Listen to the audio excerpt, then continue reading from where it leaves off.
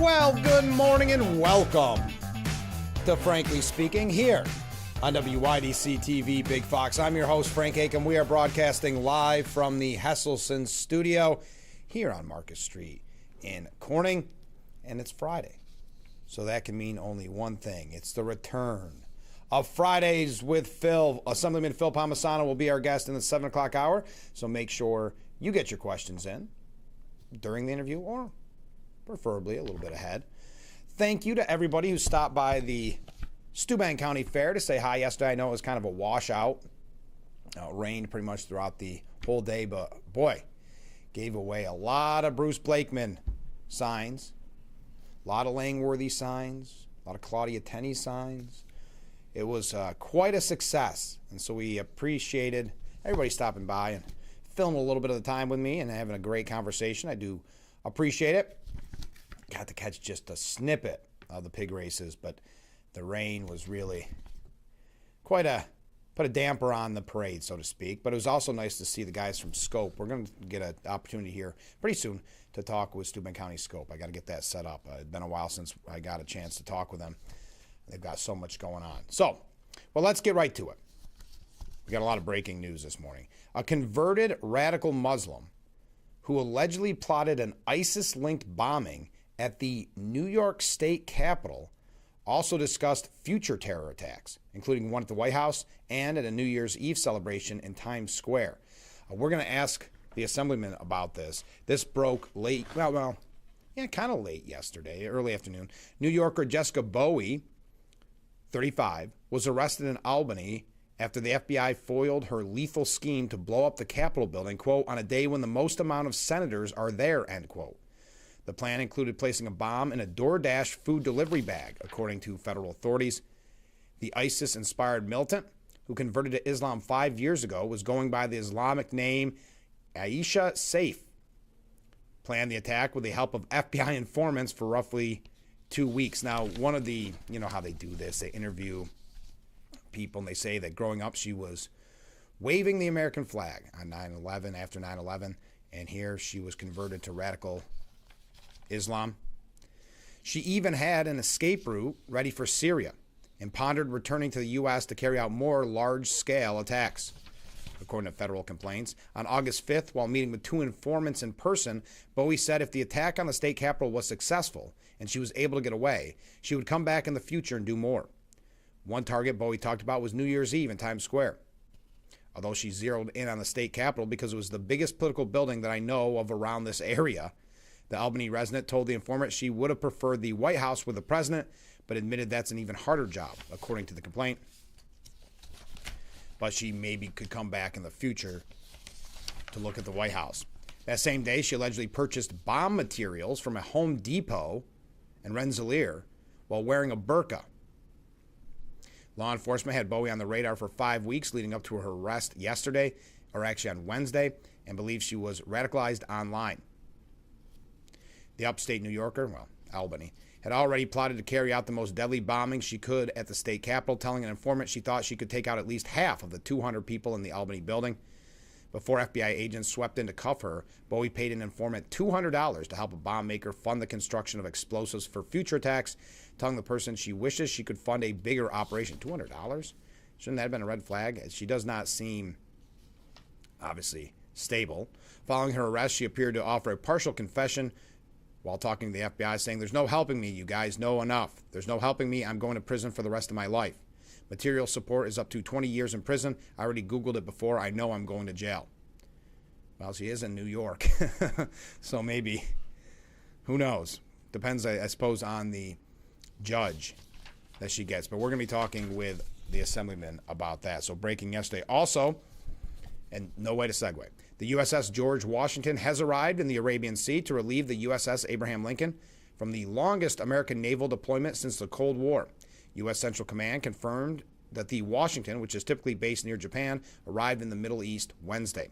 The Lincoln and its crew of 5,000 will now head home to San Diego after its grueling, nearly 9-month deployment that saw reports of weary sailors attempting to jump overboard. I saw a really good opinion piece. I don't think we ever got a chance to talk about it on the program, and I believe it was at the New York Post, talking about how this may the media saw an opportunity here to overhype and make maybe more dramatic, because I know the sailor that jumped off that they reported had a life vest. Anyway. So there you go. There's another update. We're going to be moving quickly because I know we're going to spend almost a whole hour with the assemblyman. Also, yesterday, another win for essentially the Democrat Socialists of America. Shah Wahab, a staunchly left-wing Democrat, scored a decisive victory in a special election to finish former Representative Eric Swalwell's term. Her voting record and political platform have drawn comparisons to AOC. She's actually dubbed the West Coast AOC. Wahab defeated Bay Area Rapid Transit Director Melissa Hernandez for California's 14th Congressional District. The victory will make Wahab the first Afghan American to serve in Congress. Wahab has made housing affordability and access a centerpiece of her political career.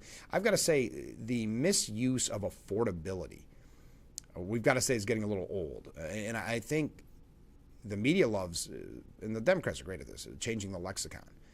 It does not lead to housing affordability, their plans. Just ask those in New York City dealing with it under Zohran Mamdani. Democrat Governor Gavin Newsom vetoed the measure, arguing that such discrimination was already prohibited under existing civil rights protection. That was a piece of legislation she authored that would have banned caste-based discrimination in California. Now this, speaking of Eric Swalwell, so basically essentially a Democrat Socialist of America winning, an AOC-type character winning in Eric Swalwell's old seat. Well, yesterday the FBI seized Eric Swalwell's devices at a California airport amid the sexual misconduct probe. We mentioned this, I know they all blend together. It was either late last week or early this week, that when they write Nancy Pelosi's legacy, and the media praises her time in Washington, there should be no omission of her role in raising Eric Swalwell to that national level. I mean, there was talks of him running for president. Obviously, he was the favorite for governor in California. Well, former Congressman Eric Swalwell, the disgraced California politician accused of rape, was confronted by FBI agents at a San Francisco International Airport where they seized his electronics as part of a federal criminal probe. Agents served Swalwell with a search warrant Saturday after he arrived in California and seized his cell phone and other electronics. Swalwell's iPhone and MacBook Pro, along with a charging cable and wall adapter, were taken at 8:25 p.m. Agents also executed additional warrants at Swalwell's Washington, D.C. home, where they seized other potential evidence. The warrant says agents executed the search warrant at 8:25 p.m. and left a copy of the warrant and an inventory of the seized property with Swalwell. What they're saying is it may have, and this is an exclusive, if I'm not mistaken, with the New York Post, but Eric Swalwell's nightmare may be because he was intimidating some of the women that had come out and accused him.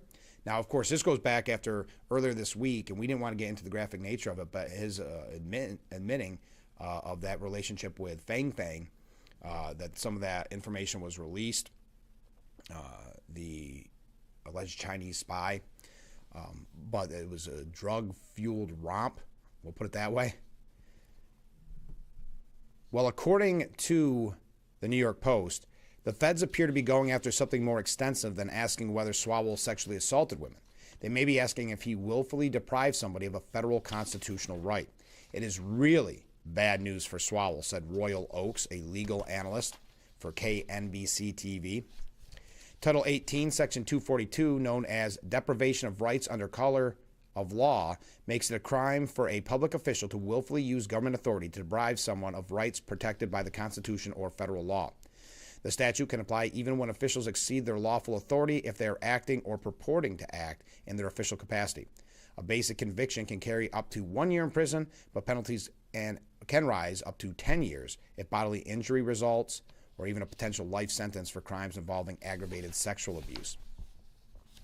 We'll see where this leads, but how the mighty has fallen. This was essentially Nancy Pelosi's hand-picked Democrat. He was going to be the rising star. Made a name for himself with the insults he had on Trump. He went after Gutfeld. It was just and he was never that good at it. That's what I don't understand, the people that they latch onto. He was never that good. If you watch him in that hearing with Ben Shapiro, if you ever get bored, just watch that. Ben Shapiro eviscerates him. I mean, and he thought he had him the whole time, and his smug attitude, meaning Swalwell, and Ben Shapiro, cool, calm, and collected, just destroyed him. But yeah, Eric swallowed a lot of hot water, so I thought we should pass that along to you since we haven't talked about Mr. Swalwell in quite some time. But remember, that was another one, just like Graham Plattner, another name being thrown around for 2028 in the Democrat Party. Hey, they're making a big deal out of this, but Melania Trump back in the spotlight. Now, this really stinks what they're doing to the president, and I know those on the left that think it's the funniest thing in the world. That sly, that innuendo, that sexist innuendo about Trump and his aide, Natalie Harp. So they're saying, oh my gosh, that's why we haven't seen Melania in forever. Well, Melania, in her typical fashion, just doing a great job, started her press conference, or whatever you would call it, yesterday with 8 simple words. I heard you missed me. Here I am.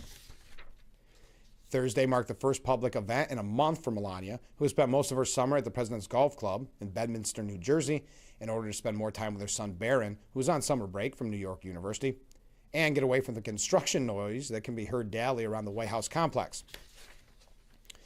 The First Lady will be in Washington throughout the weekend to take part in festivities surrounding the IndyCar Freedom 250 Grand Prix, during which drivers will race through the streets of the nation's capital at speeds of up to 190 miles per hour.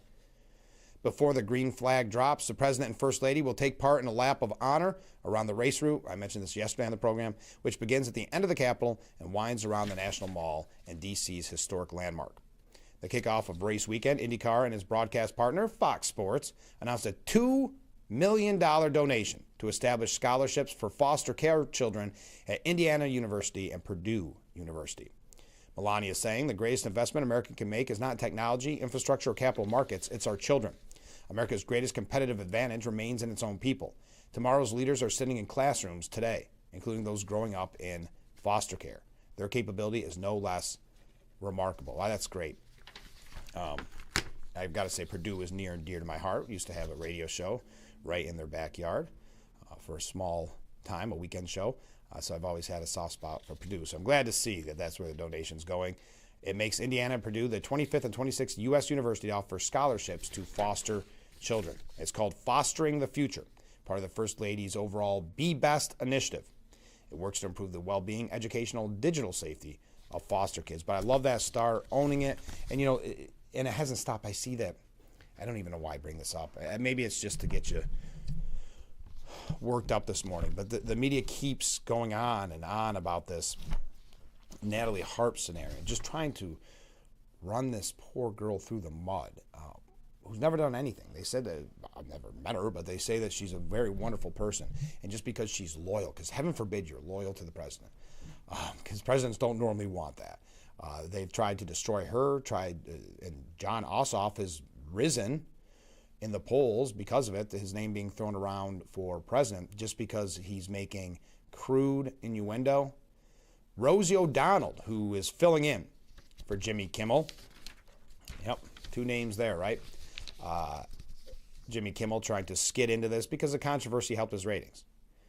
So she was guest hosting Jimmy Kimmel Live, and she did the same, saying, and remember, yesterday we asked the question, because Axios asked it, do Democrats have an appetite for going low? How low are they willing to go? Well, should have started asking that question about 10 years ago when Trump went down the escalator. But they want you to believe, Axios and others in the media, that the Democrats are always taking the high ground.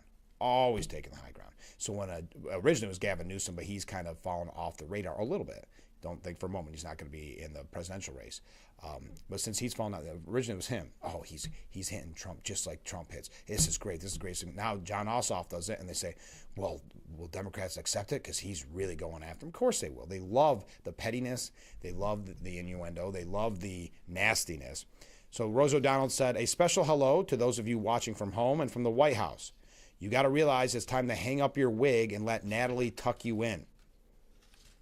Well, just like trained seals, the fans and the audience of Jimmy Kimmel roared with surprise and applause as if they didn't see this coming.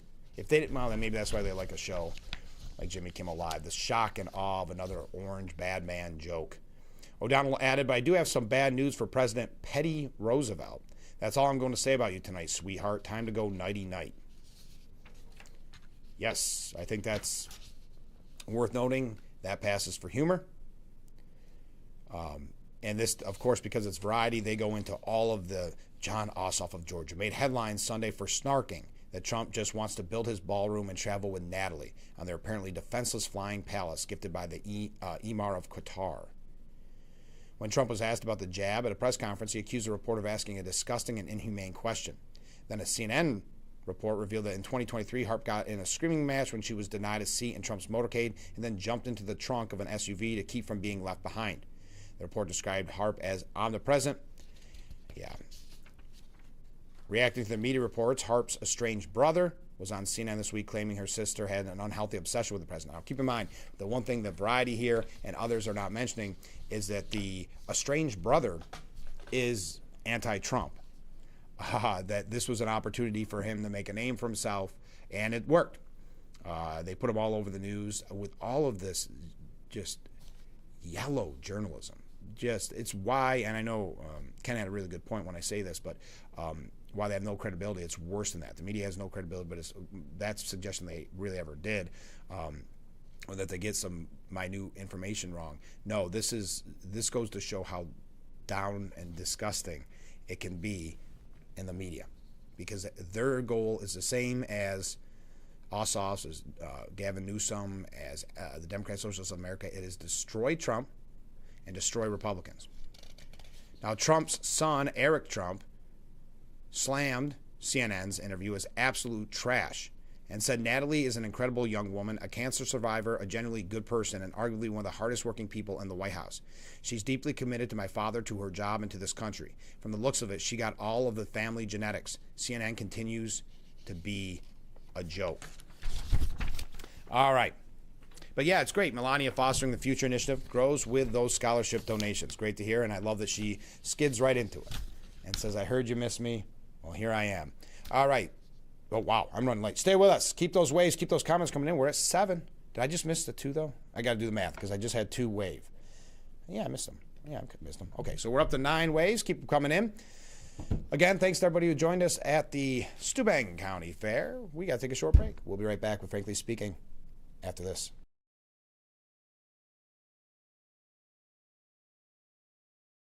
It's layaway or swimming pool time at Hesselsen's for next year. With Hesselsen's Easy Layaway Plan, only $500 down guarantees you this year's price and gets you on an early installation date for next year. But hurry in, as next year's list will fill fast. Same great pricing, same great service, same great installation. Come in early so you can enjoy your new swimming pool all summer long. Hesselsen's, your locally owned and operated swimming pool store since 1955, will always be there for you today, tomorrow, and for years to come. Remember, it's always fun to poke in the corners at Hesselsen's.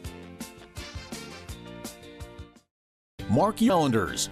The future of agriculture takes center stage at the Youth Livestock Sale, Saturday, August 22nd at the Steuben County Fair. Come support hardworking Junior Ag Society, FFA youth, and independent youths from throughout Steuben County as they auction off the animals they've raised with pride and dedication. Cattle, pigs, goats, chickens, and more. All proceeds of the sale going directly to the youth. Join us Saturday, August 22nd at the Steuben County Fairgrounds. Support the youth, build the future.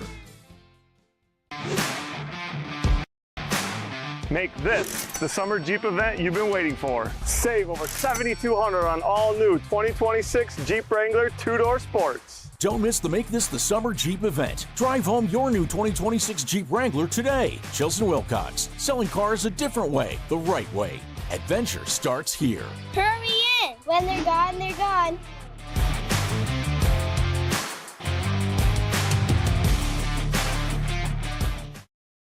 Good morning, everyone. As we look at our Elmira Corning forecast, we've got an area of high pressure that will bring us some fabulous weather. High temperatures in the upper 70s, bright sunshine throughout. We'll start to see some shower threats, though, building back in here into the weekend as we do have another disturbance moving in. So our rain chances will be on the rise. Here's our extended forecast. Some lingering rain and rumbles through the weekend will be anticipated, but looking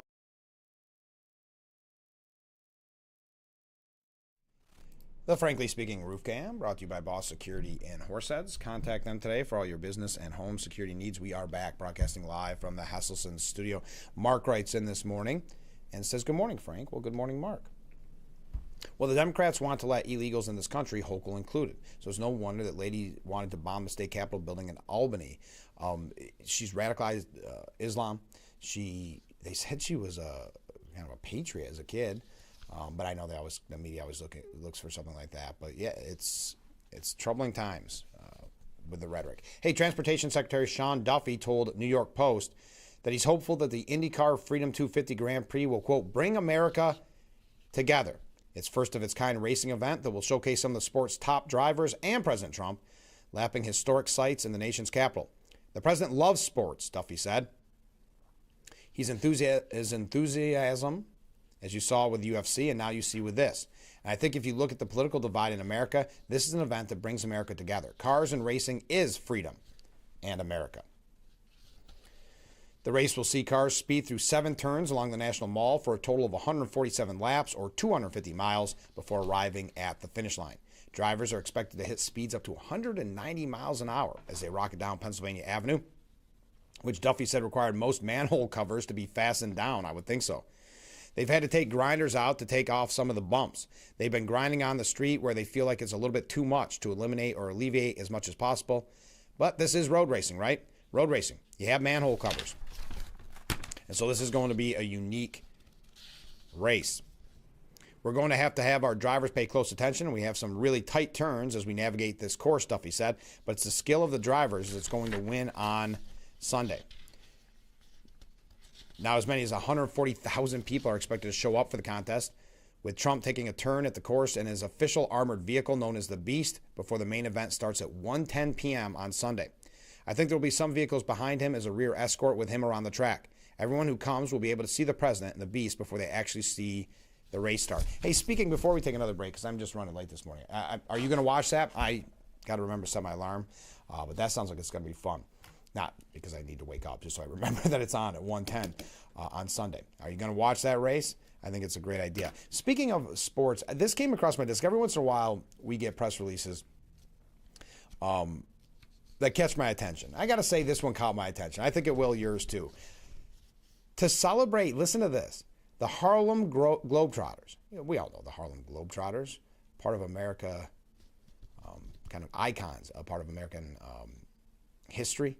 Did you know the Harlem Globetrotters are celebrating their 100th anniversary? Wow. What's one way to celebrate your 100th anniversary?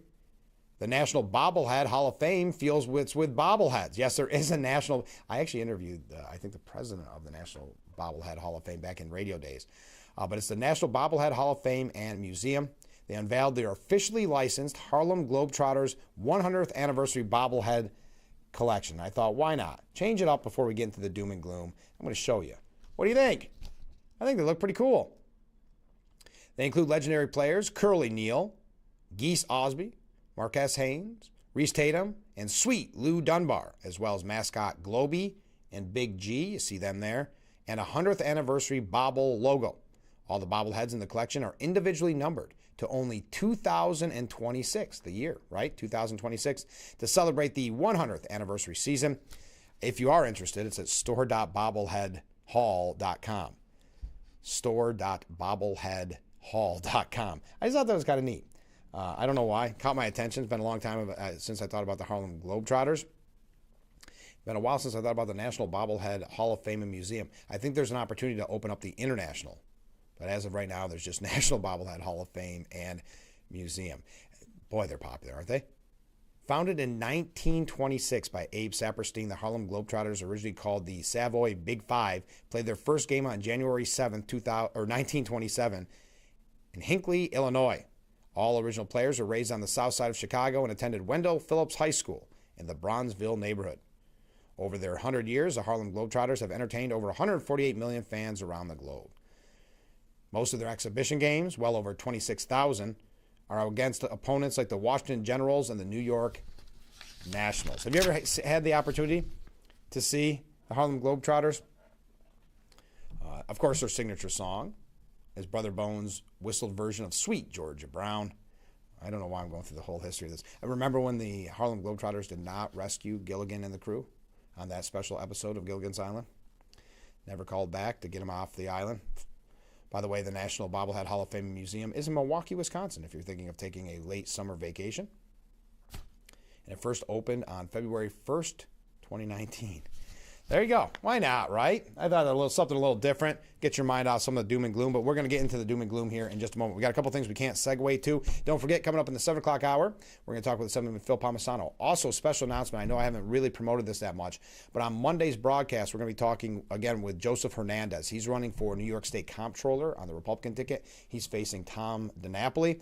Really looking forward to catching up with Joseph Hernandez, so you'll want to tune in Monday. We have so many guests lined up next week that I believe we're going to have a day, maybe even two, of two guests on in an episode. I don't mind doing that sometimes, but I also want to have time to spend with you. But we have some great fundraisers coming up. We have just some fun events, and I want to make sure that you have all the information. All right. We got a lot of comments coming in. Stay with us. We'll be right back with Frankly Speaking here on WYDC TV, Big Fox. It's the summer sales event with the Ford crew. With a built Ford Tough truck, you instantly get more capable. Especially with the quality of F-150 and Super Duty. That's more J.D. Power Initial Quality Awards for trucks than any other brand. 2 years in a row. And keep all that quality safe with the Ford Security Package. The quality of a Ford truck with a great deal. It could be life-changing. Get an F-150 with 2.9% financing plus $1,000 bonus cash, or lease for $329 a month with complimentary 2-year maintenance. I had to pack up all my things. I had to leave my home. And I never knew where I was going next. It felt like I never even had a say. But then you came along. Change a child's story. There's a child in foster care waiting for a volunteer like you. Learn how you can help at nationalcasagal.org.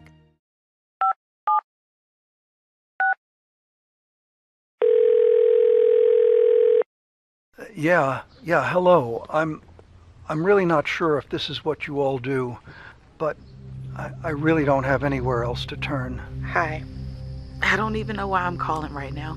I'm sorry. My thoughts are going a mile a minute. My kids are out of state. My buddies from the Army are all gone now. I'm really alone. I left the service last year. My mom just passed away a few months ago. I miss so much time with her. I keep getting calls about the bills, and I'm trying to get a job, but I feel so stuck. Okay, ma'am. I'm glad you called. Okay, sir. Let's stay on the line and walk through some things. Thanks. Okay. Thanks a lot.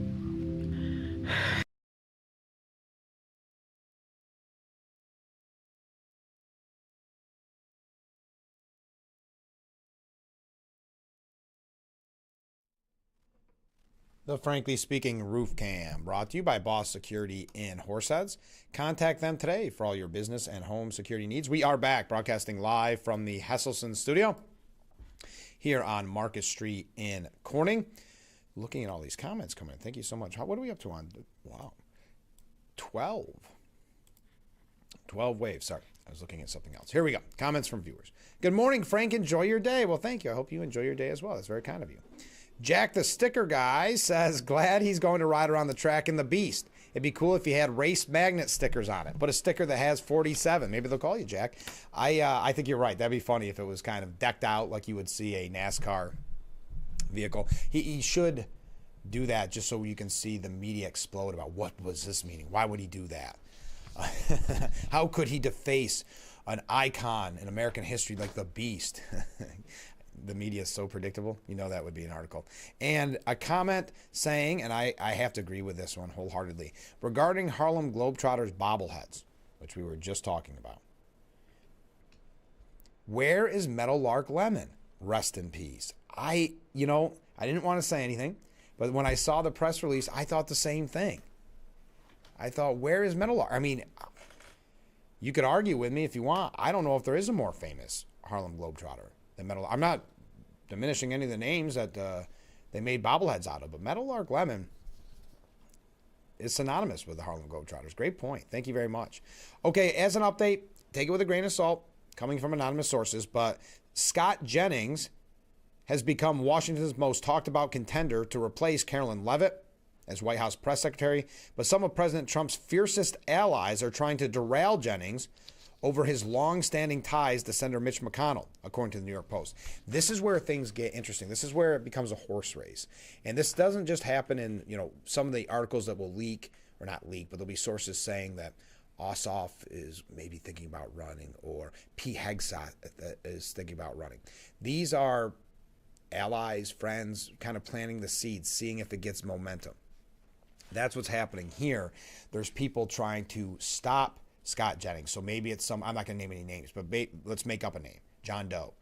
Maybe it's someone in John Doe's circle or John Doe who wants to be press secretary. So they plant this seed out there to get the conversation going, to maybe make Trump and others around him discredit Scott Jennings. But I guess one person close to the administration insisted it's not going to be him. Weeks before Leavitt announced her departure, Jennings boasted of his decades-long bond with Mitch McConnell, who opposes many of Trump's second-term legislative priorities and whom the president has mocked as an old crow. Trump's would-be chief spokesman gushed on live TV last month that McConnell was my mentor and changed the trajectory of my life. He was one that said he had talked to Mitch McConnell after the health scare.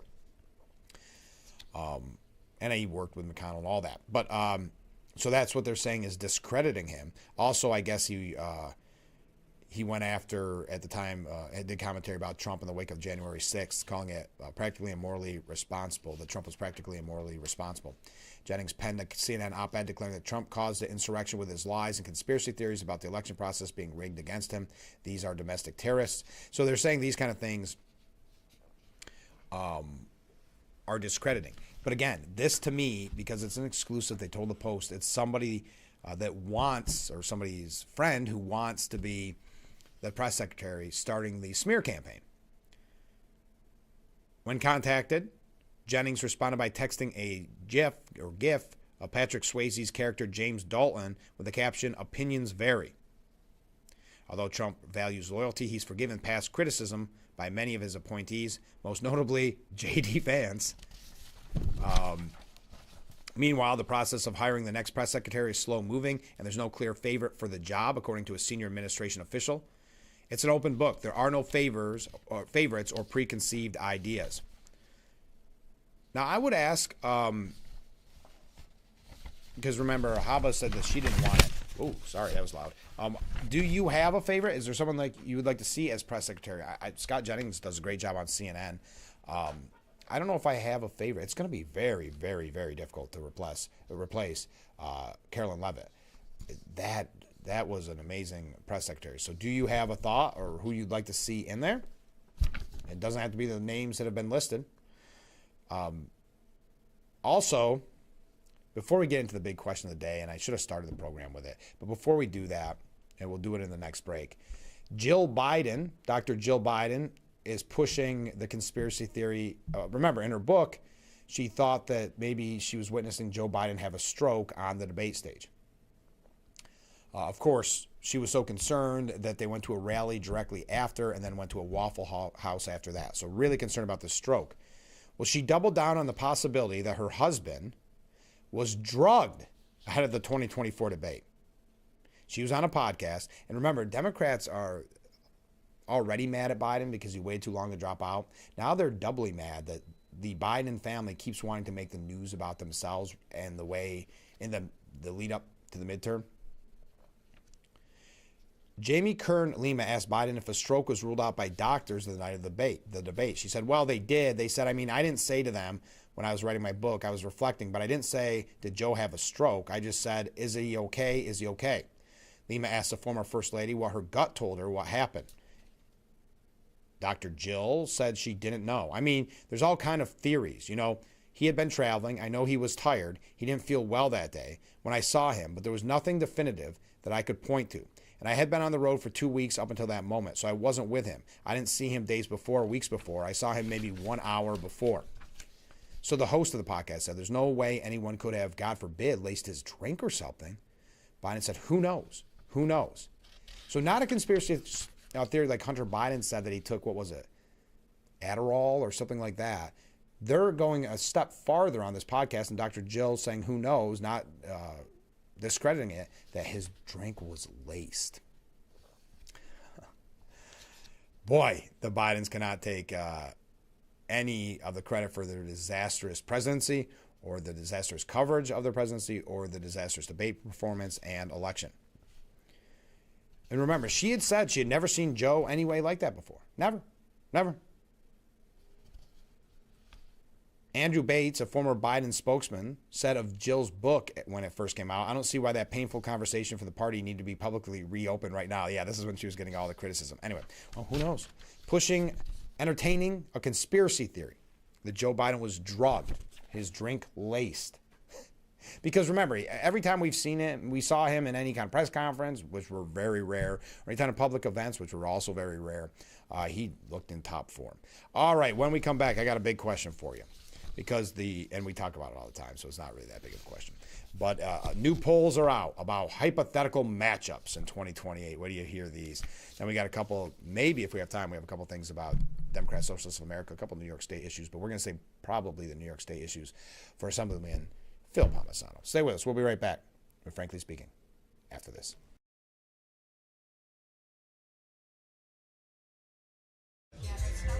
Kyle just made a decision that would change his whole world.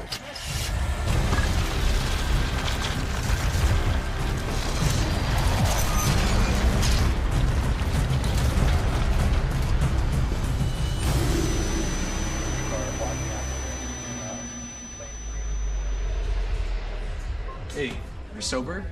You drive. Kyle just made a decision that would change his whole world. Drive sober or get pulled over.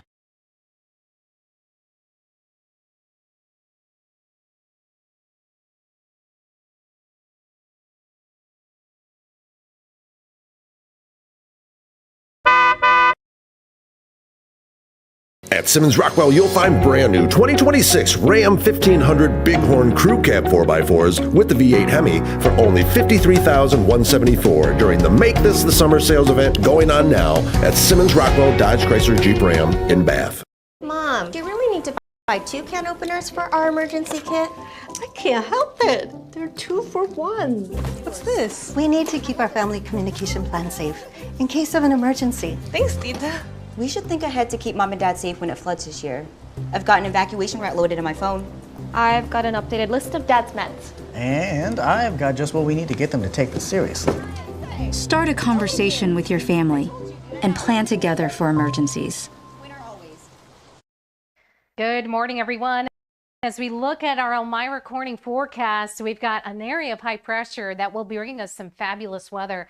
High temperatures in the upper 70s, bright sunshine throughout. We'll start to see some shower threats, though, building back in here into the weekend as we do have another disturbance moving in. So our rain chances will be on the rise. Here's our extended forecast. Some lingering rain and rumbles through the weekend will be anticipated, but looking at The Frankly Speaking Roof Cam, brought to you by Boss Security in Horseheads. Contact them today for all your business and home security needs. We are back broadcasting live from the Hesselson studio. Don't forget, I know we mentioned this quite a while ago, but there's a back-to-school supply giveaway by the Elmira Corning NAACP, and it's happening tomorrow from 11 a.m. until 12:30, or, it should be noted, until all supplies are gone.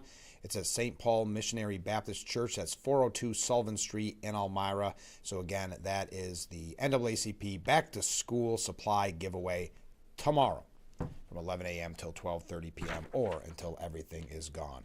Okay, here we go.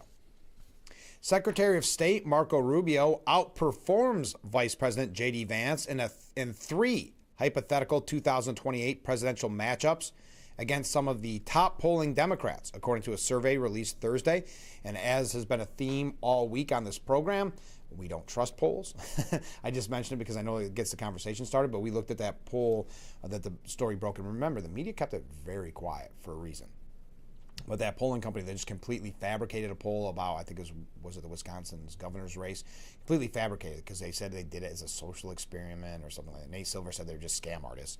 But pitted against former Vice President Kamala Harris and Representative Alexandria Ocasio-Cortez, Rubio tops both by the same 48 to 43%, according to Emerson College national poll.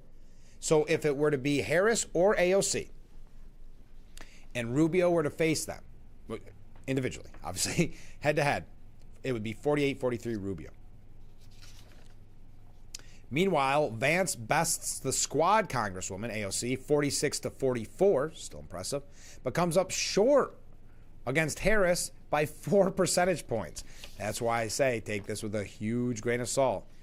In a head-to-head presidential race against Gavin Newsom, Rubio garners 46 to Vance's 44% backing, but both Republicans trail Newsom, according to this. Now, remember, we had that report yesterday about the research. Now, this was done mostly for senatorial polls, but the polls so often skew Democrat. They believe that there's more Democrats, so they will, and they don't hide it, that they will end up questioning more Democrats. That model has proven historically incorrect to do. They don't take into effect the landslide, both in the popular vote and electoral college vote of President Trump. But I'll continue. Yes, Newsom would have 49%, Rubio would have 46%, and Vance would have 44%. Pete Buttigieg and John Ossoff, yes, his name's being thrown around, are the strongest performing Democrats when put against the 2 Trump administration officials. Ossoff holds a 3-point edge over Rubio and a 5-point edge over Vance. Buttigieg, who has recently campaigned with several Democrats in key 2026 midterm races, is ahead of both Republicans by a 49 to 44% margin. The Emerson College survey of 1,000, a whole whopping 1,000 registered voters, was conducted between August 16th and 17th and has a margin of error of 3 percentage points. So there you go. And this is why polls like this are so frustrating, because the media loves to run with it. Alarm bells for J.D. Vance. As devastating, new poll has Democrat who swears he's not running crushing him. Samantha Lauren wrote this. I don't know where, I can't remember where this article came from. I kind of want to give credit where credit's due for such a biased garbage piece. Here it is. Daily Mail, out of the, it's the American version, or American writing from the UK outlet. John Ossoff is putting one of the strongest Democrat performances in a 2028 presidential poll matchup with J.D. Vance, even as the Georgia senator insists he has zero interest in running for president. It goes to show you a little bit about the Democrat Party, I think, that they do love this nastiness, the innuendo, the disgusting, essentially, rhetoric of Ossoff. I'm not going to go through the numbers again. I just thought that headline was hilarious. Alarm bells for J.D. Vance, as devastating new poll has Democrat who swears he's not running, crushing him. Now, there was something else in these numbers that I thought was kind of interesting. Here it is. And the survey contains another striking finding. Listen to this, because remember, Democrats keep saying that the Democrat Socialists of America are kind of fringe, that they're not who they are. 23% of likely voters say they consider themselves supporters of the Democrat Socialists of America. 23% subscribe to socialism, folks, if that's not terrifying. 60% say they're not supporters, and 17% are unsure. Among Democrats, now that was amongst both parties, among Democrats, 46% identify as DSA supporters. So a really misleading way to originally read that, because you say, well, that's not too bad. I mean, it's still terrifying, 23%, but that's mixed in with the Republicans. They don't put that in there. I don't know. Yes, I don't know who those Republicans are. Those are the Republican friends that you have that say they're Republican every time that you are talking to them, but you know that they've never voted for Republican, ever. but they love that kind of, they think they've got you by just being registered Republican. It's a really weird phenomenon, and I've come across it too much in my life. But anyway, the Democrats, 46% of Democrats, remember that when they lecture you that that's not who we are. The anti-Semitism is not who we are. We're just a big tent. We welcome them all. Or that they're a fringe group and they just happen to be getting along. 46% of Democrats identify as DSA supporters. That, again, Emerson College polling, not me. I mean, that should terrify the everyday voter. Will it? I'm not sure. Now, 46% of Democrats consider themselves DSA supporters, while 30% do not, and 25% are not sure. So you throw that 25% not sure, and they switch over there, you're talking almost 75% of Democrats. This is considered this is concentrated among younger members of the party. 53% of Democrats under 50 support the DSA compared to 37% of Democrats over 50 who support. Now, for some reason, and I'll never understand this, why they try to compare DSA to the Tea Party, there are no correlations. The only correlation that you can grasp at is that the Tea Party wanted change in the Republican Party. But they were pro-America. That's the difference. They were pro-capitalism. They were pro-American exceptionalism. That's a big difference from what we're seeing with DSA. But they compared it to 2010 when it said 29% were supporters of the Tea Party movement. 54% were not, and 17% were unsure. Still don't get it. But again, 46% of Democrats consider themselves supporters of the DSA. 25% aren't sure. That means they could easily be persuaded where you're well over 50. We got to take a short break because I heard the recording whistle. Stay with us. Looking for a meaningful day trip close to home? Visit the historic Elmira Prison Camp, one of the most significant Civil War sites in the North. Walk the grounds, stand where history happened, discover powerful stories of courage, sacrifice, and survival that shaped our nation. Whether you're a history enthusiast, a family looking to learn together, or simply exploring the Finger Lakes region, we offer an experience you won't forget. Plan your visit today at elmiracivilwar.org. Preserve, discover, remember. Google reviews rank Ferrario Jeep the highest customer experience Jeep dealer in our area. Get a new Gladiator, Ferrario priced at 14% off. 14% off Willys, Sahara, Rubicon, or Mojave. All Ferrario priced at 14% off. Gladiator, Willys, Sahara, Rubicon, or Mojave. 14% off. Make this the summer event. Visit Ferrario Jeep in Elmira for your Gladiator. Oh, dear Coach. Dear Coach, they don't teach you that inner strength is the most important kind of strong. But you taught me that. They don't teach you how to build confidence in yourself or how to deal with all the pressures all at once. But you taught me that. First tee was more than golf. It's where I discovered what I'm capable of. You didn't just prepare me for 18 holes. You were preparing me for every day of my life. Learn more at firsttee.com.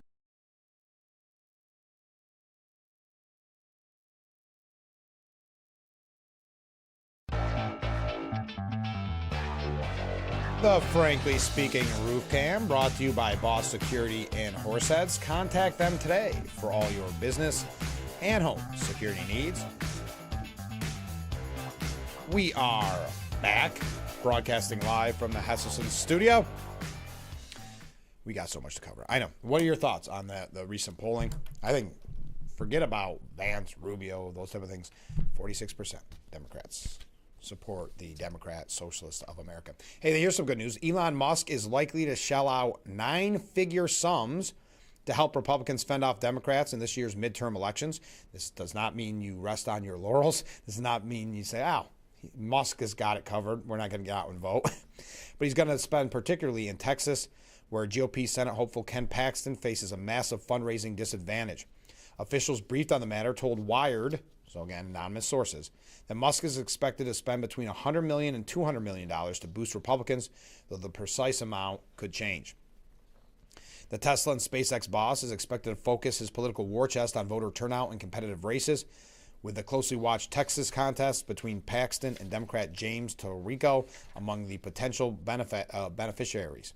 Tirico has raised $68.6 million. Now, this is the man who gave a sermon who, because he talks about Tallarico, he's a Democrat, who talks about his religion a lot. And in the sermon, it just came out the other day, where he was pro-abortion in the sermon, and he also said, I don't think I'm even paraphrasing, that God is not a Christian.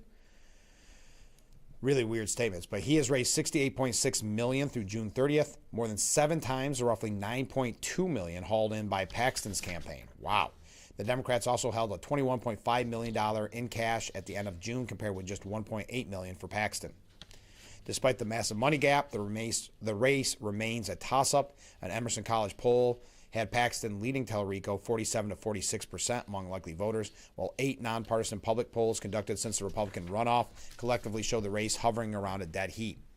Musk's cash could help Paxton come up with some of the difference. Speaking of that, and just want to bring that up, Musk. I know we're going to be talking with Phil Palmisano a little bit later on in the broadcast, but Hochul must be concerned. Again, that's why I mentioned the fundraising. Bruce Blakeman's done very well for Republican when it comes to fundraising in New York. That's why we're lucky enough to have the signs for Bruce Blakeman well ahead of time. Normally, they're after Labor Day, and they're kind of sparse.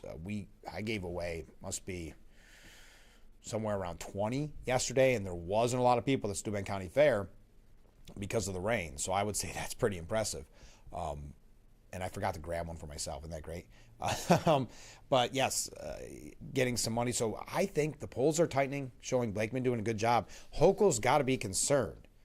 She launched a multi-million-dollar ad blitz yesterday, touting her record while standing in a pizzeria. Okay.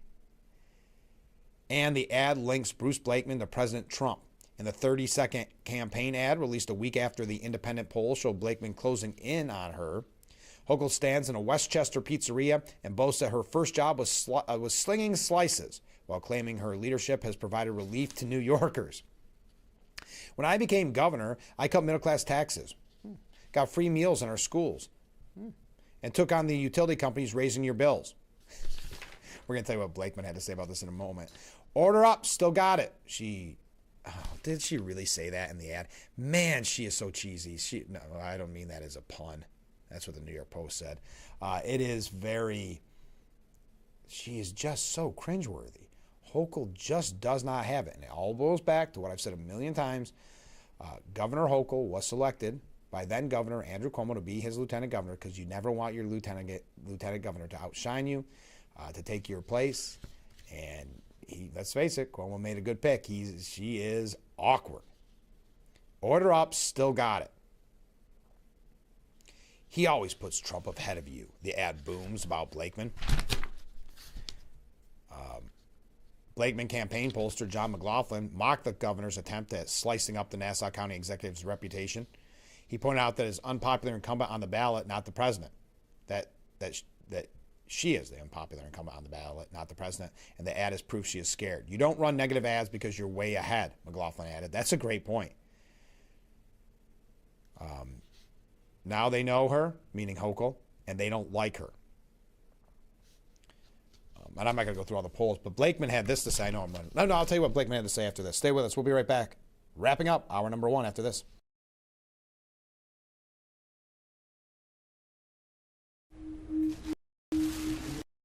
I had to pack up all my things. I had to leave my home. And I never knew where I was going next. It felt like I never even had a say. But then you came along. Change a child's story. There's a child in foster care waiting for a volunteer like you.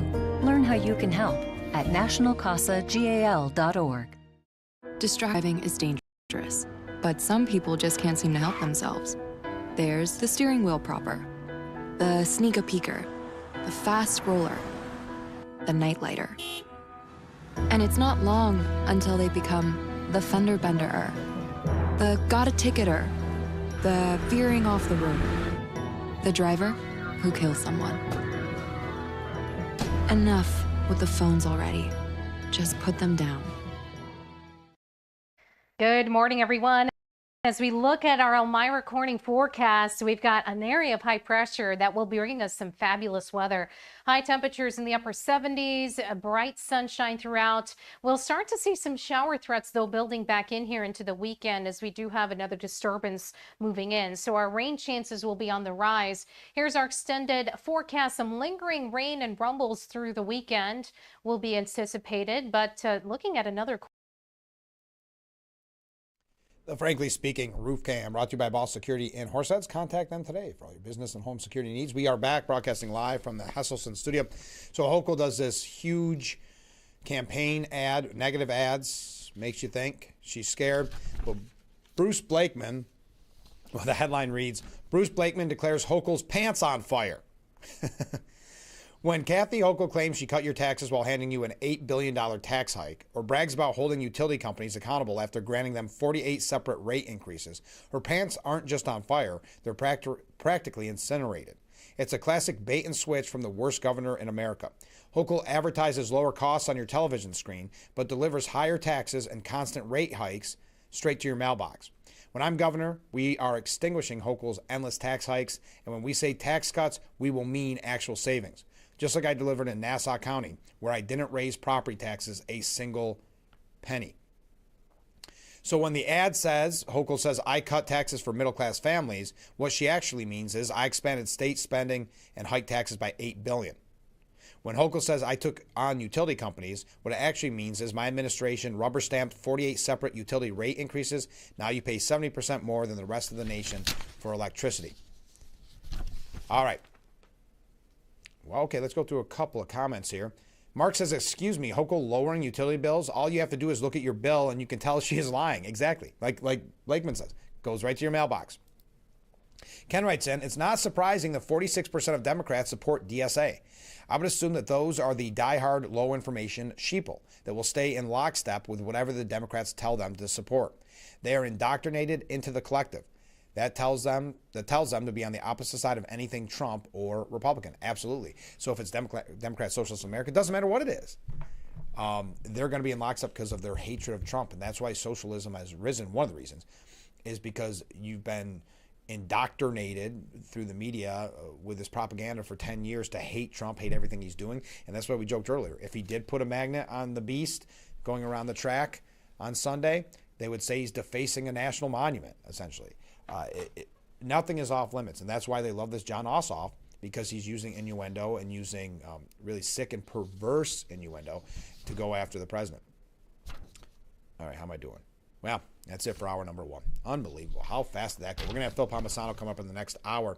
If you missed any of our interviews this week, you can find them on YouTube or WYDCTV.com. We talked to Nick Pelham about the Steuben County Fair, and I got to run into him yesterday. Congratulated him on that exhibition center being named after him. Tuesday, we talked with Robert Barnum about wrestling with the Cold War, all about wrestlers and wrestling, professional wrestling during the Cold War. Wednesday, Mary Caruso. Don't forget, vote today for that NASCAR Foundation grant. I don't know if grant's the right word, but if she wins the award, the humanitarian award, she will receive $100,000 for the Corning Community Food Pantry. You can vote once a day from here until September 6th. So let's put Mary Caruso over the finish line. Make sure you vote today. And then yesterday we learned all about the VA Finger Lakes Veterans Stand Down event at Dunn Field, and we thanked them yesterday. Phil Palmisano coming up in today's edition. Monday's edition, we're going to be talking with Joseph Hernandez, running for New York State Comptroller. Great candidate, great guy. We had him in the studio once before. He's going to be back in the studio. We look forward to talking with him. And then, like I said, next week, I can't even name them all. We're going to hear about an upcoming bike rally during the week. We're going to hear about a really fun, I hope I didn't do anything to my computer there. I think I did. A really fun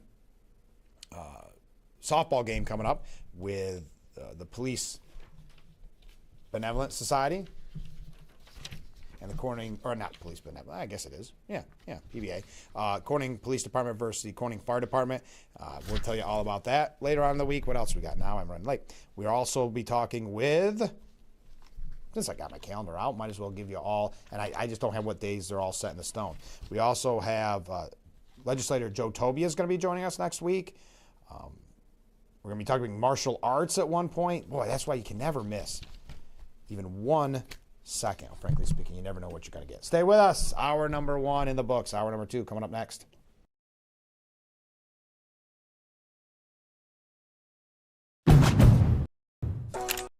Ready, set, summer. With the Honda Summer Event. With available features like all-terrain tires, off-road tuned suspension, and Trail Watch. Honda has all you need to get summer ready as the most fuel-efficient full-line automaker in America. Right now, you can get a 1.99% APR on a 2026 Ridgeline.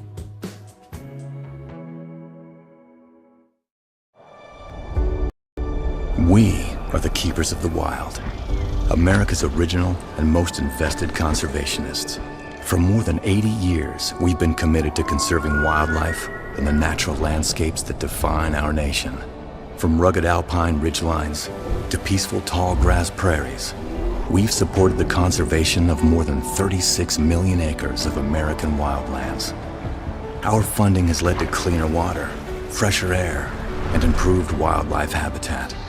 From abundant fish and waterfowl populations to robust deer and elk herds, nothing is more important than maintaining wild spaces for adventurers to explore and wildlife to thrive. We are America's hunters and target shooters, stewards of the American outdoors.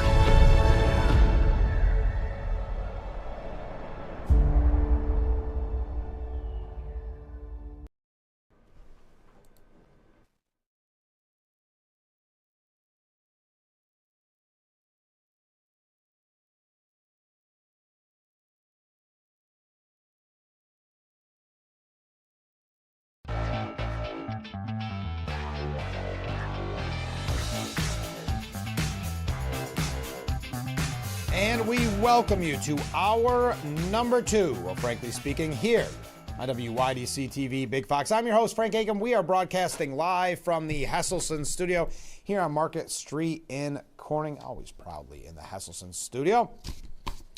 Thank you, everybody who joined us this morning. And I want to say another big thank you to everybody who stopped by the Republican booth at the Steuben County Fair. It was a blast yesterday. I know it rained a lot, which was unfortunate, but still, how do you not have fun at the fair? All right, let's keep talking about a little bit here about the politics of the day. We do have Assemblyman Phil Palmisano coming in a little bit later on. Your thoughts about any of the topics that we've discussed. Oh, I do want to mention this before we talk about DSA. And this is something to keep in mind. Mark Dubowitz writes, the October surprise was born in Iran. And 46 years later, the Islamic Republic may be preparing to launch another one. In 1980, the hostage crisis, 52 Americans seized at the U.S. Embassy in Tehran the year before during Iran's Islamic Revolution, dominated the presidential race between incumbent Jimmy Carter and challenger Ronald Reagan. Reagan's campaign manager, Bill Casey, assuming Iran would dread his hawkish boss's victory, worried that Iran might release the hostages right before Election Day and hand Carter a last-minute win. Seeking to short-circuit what he dubbed an October surprise, Casey told the press of his concern, and the phrase stuck would be even better. Today, it's used for any late-breaking event, time to swing an election. But Casey was wrong. Iran's supreme leader, Ayatollah Rouhul Khomeini, had his own reasons to want Carter defeated. Carter had admitted the hated Shah to the United States, making him the face of Washington's decades-long support for the monarchy. Carter had frozen Iranian assets, imposed sanctions. I don't want to go. Why am I going through the whole history of this? But it says here, we should be thinking about this now because there's little doubt Tehran is already doing so. The Islamic Revolutionary Guard Corps knows our political system well. It studies our division and looks for opportunities to exploit them. The Treasury Department sanctioned IRGC-linked entities in 2020 and again in 2024 for using disinformation and hacked material to interfere in U.S. elections. Countering an October surprise, whether this scenario or others, requires close U.S.-Israel coordination over the next 2 months to war-game the possibilities. America and Israeli political, military, and intelligence officials should agree on potential responses before missiles are flying. Emotions are high, oil prices are spiking, poll numbers are dropping, and both governments are working at cross purposes, straight into the Islamic Republic's trap. One option should at least be considered. Revenge may be a dish better served cold. If Iran launches an attack deliberately designed to provoke Israel before the election, Israel could defend itself, absorb what it can, establish Iranian responsibility, and wait until after both elections to retaliate at a time of its choosing. But Trump would need to give Netanyahu the political cover necessary not to respond immediately, and a commitment that the IDF would act after the midterms. Trump could also make clear publicly well before October that Washington is aware of the potential regime trick, saying that an election season provocation will fail to divide the U.S. and Israel, and retaliation will inevitably follow. 46 years ago, an Ayatollah exploited an American election and helped hobble a sitting American president. The current Ayatollah should not be allowed to run the same playbook on this one. That's Mark Dubowitz, Chief Executive of the Foundation of Defense for Democracies. I thought it was an interesting history point there. Oh, by the way, we've been talking about Chuck Schumer on the ropes. Florida Democrat Senate candidate Angie Nixon said if elected, she will likely not support Chuck Schumer. Now, we had talked, they still end up rallying around each other. It's just interesting to see the talks of this because Hakeem Jeffries wasn't let off this time either in a different instance. But Casey Hunt at CNN's The Arena said, so given all that you've said, Hakeem Jeffries, who would be in line to be Speaker of the House, recently said he doesn't support Medicare for All. He's not on that bill anymore. He used to be. Is he wrong? Do Democrats have the right leaders here in Washington? Nixon said he is absolutely wrong. How can you all of a sudden change the tone? And I'll tell you how to change the tone. When your corporate donors decide to give you more money. Should he not be Speaker? Nixon said that is up to the Congress people. I'm running for U.S. Senate. Oh, what a way to wiggle out of that one. Okay. Well, what about Chuck Schumer? Said Hunt. Should he be the majority leader if Democrats take back the Senate? She said, I think I would possibly be looking elsewhere when I become the next United States Senator in regards to leadership. I mean, we need to make sure that we have people who are centered on people, who are working for people. So Hunt said, do you expect Democrats in Washington to send money to help you win? She said, I actually have Democrats in Washington already sending me money. But as I mentioned, Hakeem Jeffries, Charlemagne, the radio host, he says it's like Hakeem Jeffries doesn't want to win. He gave Jeffries his donkey of the day, going directly after the change in Jeffries' position on health care. So saying, doesn't even look like he wants to win. Interesting. So you've got them going after Hakeem Jeffries. You've got them going after Chuck Schumer. Jared Markowitz, the somewhat moderate Democrat, said that Democrat leadership needs to denounce the DSA's agenda and that the Democrat Party needs to step up and speak out. He was asked, would you love to see Hakeem Jeffries just say, look, there's no room for socialists in our party? He said, yeah, I think the Democrat leadership needs to speak out against the DSA agenda, okay? And again, no Senate. We're going to get rid of the Senate. No prisons, no borders. This idea of embracing Fidel Castro.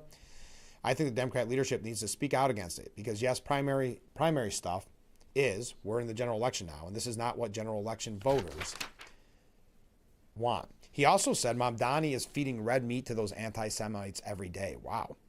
Interesting, the direction Representative Jared Markowitz is going. I think the mayor talks out of both sides of his mouth. It seems like almost every day now he has to condemn some anti-Semitic attack that happened in New York. But at the same time, right, he is feeding red meat to those anti-Semites every day in New York. And I think he's got to recognize that as long as he's feeding that red meat, then every single day he's going to have to be condemning another anti-Semitic attack. All right, the Assemblyman is in the studio. Phil Palmisano is joining us fresh off of his visit at the Steuben County Fair. We'll be talking with him in just a moment, so stay with us. We'll be right back with Frankly Speaking after this.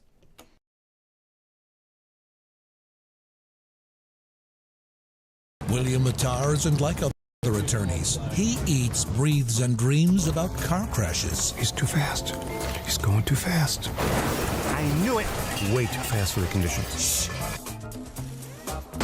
You're fixing this? This should be totaled. Boss, that guy is here again. Icy road. Head on. 2 million. No question. And one more thing William Lattar does. He wins. Hurt in a car? Call William Lattar. Small businesses are the heart of America. Like you, these entrepreneurs started out with a dream and the drive to build a better life. If you have a small business idea to grow or challenge to face, you don't have to go it alone. Since 1964, SCORE has helped millions of entrepreneurs build their businesses. Today, they are the nation's largest nonprofit source of expert mentoring, resources, and education. Whether you're starting out, building back, or have worked at it for years, SCORE will match you with specialized mentors. Our thousands of volunteers provide the guidance and connections you need for free. Your success is waiting. SCORE is ready to help. Find a mentor today at SCORE.org.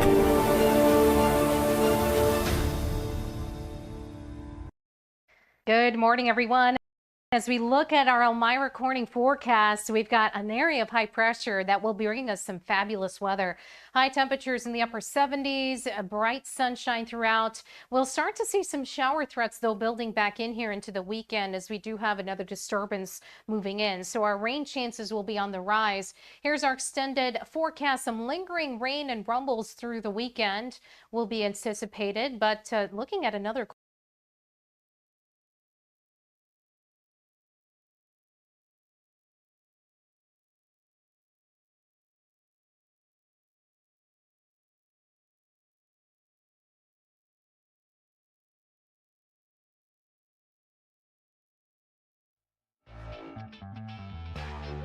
The Frankly Speaking Roof Cam, brought to you by Boss Security and Horseheads.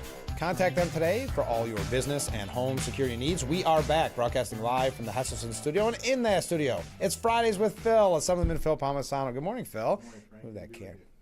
Move that camera a little bit for you. I want to get a good shot on you. We've got a lot to talk about today. I definitely want to ask you about the fair, but wow, the breaking news yesterday. The woman arrested for allegedly plotting basically an ISIS-style attack on the Capitol. Yeah, that's pretty alarming, yeah, for sure. I would say. Yeah, obviously, I mean, you always worry about things going wrong, and they have done things that, up to security at the state capitol. But I just think sometimes it just seems like the state level doesn't get the attention you hear at other levels. And right. To hear something like that, it's just makes you think. It's pretty worrisome. Yeah, reading all this, I mean, she was, luckily she didn't know she was talking to the FBI. Right. But I mean, she had bought the bomb-making material. I mean, this wasn't something to take lightly. Does that make you concerned as when you get ready to go back to session? Well, I think there's always a somewhat of a concern you have, in positions like this, given what you see in the environment, whether it's the political environment, whatever you want to call it. But at the end of the day, I can't focus on that. It's right. There's people that put me in this position to represent their interests, and I'll just continue to focus on that and working hard and hoping to make sure their voice is heard. And I can only control the things I can control. Thank God, obviously, our authorities were on top of it. I think I have trust in the security up in Albany, so they all do a good job for us. So, and the FBI being involved in yes. A lot of it sounded like she was less than 2 miles from the Capitol is where she lived. So I think a lot of it, and she said it was the biggest government building, and I'm paraphrasing, biggest government building she could find. So I think this lady just wanted to do as much damage anywhere that she could. I think one of the comments I saw, something she made, is that I want to take out all the senators, or something like that. Yeah. So it's pretty scary. Oh. But what are you going to do? Yeah. It's unfortunate we're in that type of environment, and we shouldn't be. Oh, exactly. We should have our differences, but not be in an environment like that. And we talk about this so much on the program because that's one instance. But you see Judge Janine, now U.S. Attorney Janine Pirro, they had that guy in New York that was threatening to kill her. I mean, things are getting scary, Phil. Oh, it's very, very scary. I mean, you can go back to obviously what happened to Charlie Kirk. You can go back to how many assassination attempts on Trump? That, and then even in the healthcare executive. I mean, it's just and now they praise that guy that killed him like he's a hero, like a pop star. It's very, very, very concerning that people even celebrate that. I know. We've got so much to talk about, Phil. Been a little while. It hasn't been too long. How was the fair, though? Let's change the happy note. Sure. Happy note. We went from scary to happy. How was Steuben County Fair? It was good. I got there early enough to watch one of the pig races. Oh, did you? I only got a little clip of it. And I did get a root beer float before I went to the booth. So I remember Joe got me one of those last year. So it was pretty good. Oh, you can't beat it. And they did good on signs. I don't know how many you gave away. We did. I was there from 4 to 6, and we gave a lot of Blakeman signs. A few Langworthy signs, but a lot of people coming by. A couple people said, I can't carry it around now. Can I come back? Oh, yes, it'll be here. Yes, I know. I forgot to grab one for myself. I gave away. I must have gave away 20, which 20 yesterday, I got the kind of the worst time slot, 12 to 2. Normally it's great. Just rained. just Yeah. poured. So the last maybe 5 minutes when it started to clear up, that's when everybody came in. Hey, I need a Blakeman's on you. I ended up giving away 20 probably in the last 10 minutes. That's great. Yeah. People were excited, and they said, I've been looking all over for them. I said, this is... I heard the same thing. But yeah, about 2 months earlier than we normally get. I mean, Yeah. normally, you know how it is. It's maybe around Labor Day we start to hear tricklings, or they could be here, could be here. We're really lucky to have that many signs. Yeah, this no early. question. There was a gentleman from Hornell came up to me when I was talking to him. He goes, "Where are the signs from Hornell?" I go, "We're going to get them there." He goes, "Well, the Democrats have their up already." I go, "But I want a bunch because I have a big yard and corner lot." So there's just there seems to be some excitement growing, and I think he can capitalize on that. And I think he's going to get up here more. And if he does get up here more, I know obviously he was on your show. We had him in downtown Corning. I mean, it's a big state. I think the numbers are moving in the right direction. I've seen polls. I've seen what the underlying questions. I mean, Governor Hochul, her poll numbers are not good at all. Did you see she just put out millions of dollar ad campaign with attack ads? You don't do millions of dollars in attack ads if you're not scared. Yeah. You know, in the past we've seen her and Cuomo used to do it where they were ads about how great he was. You know, like that's what you normally see this time of year. When she's hitting Blakeman trying to compare him to Trump, something behind the scenes are telling her the polls aren't what you think they are. So that's everything they do is all Trump. I know. They think that may work at the end of the day, but it's what are you doing to help improve my quality of life? What are you doing, Governor, to make my life more safe and secure so I can feel safe in my home, safe in my community? What are you doing, Governor, to help address my rising utility bills that your PSC commissioners keep approving? What are you doing, Governor, to address energy choice so I can choose what I want to heat and cook heat my home and cook my food with? Exactly. Can you imagine the audacity? I know Blakeman called her out on it yesterday because of the ads when the news broke that she was going to do multi-million-dollar ad campaign, that she had the audacity to say, I cut taxes for middle-class families. That's one of her talking points. And then how about this one? I took on utility companies. Oh, my God. I know. And it's like Blakeman said, what she really did is rubber stamp 48 separate utility rate increases, and now you pay 70% more than the rest of the nation for electricity. I would also add, like we talked a million times, not to get on this tangent, but the policies that she's put forth and the green energy policies, that's what's caused this rise. Oh, no question about these green energy mandates. All you have to go is look what the NICE saw. They identified three things. Yes, natural gas is impacting the price, but when you have plant retirements and not building new power plants and not getting approved for new power plants, that affects the supply. When you have pipeline constraints, not approving pipeline projects or delaying pipeline projects, so you can't get the gas into the state from areas that have the gas, and obviously we know what happened with fracking, that will not allow us to have supply here. Those types of things affect the supply and then increase the price. And then on the other part they mentioned is these rising electrification mandates for the green mandates for whether it's electric vehicles, electric heat pumps.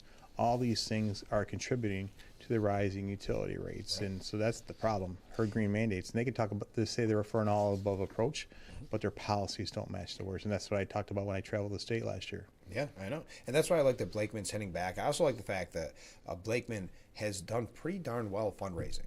You know, you get nervous, and you and I have talked about it a million times. We don't like the matching funds idea, but that's the rules of the game. Yes. So he deserves those matching funds. And so now that he's got it, I mean, at least we've got a fighter's chance. Yes, and we had to fight to get those. I know. Even though we still are. They're trying to sue him again because of AI. It's crazy. It's amazing. How scared are they that they went after it? And now I'm going to get mad because, you know, Phil, they told us it was about the little guy being able to take on the incumbent.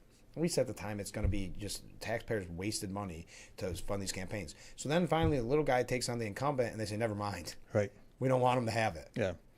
So it's a completely partisan. They want it for everyone else, but not for them. Yeah, exactly. It's so frustrating. But yeah, I was pleasantly surprised just at the fair, just the excitement for Blakeman, and they know his name.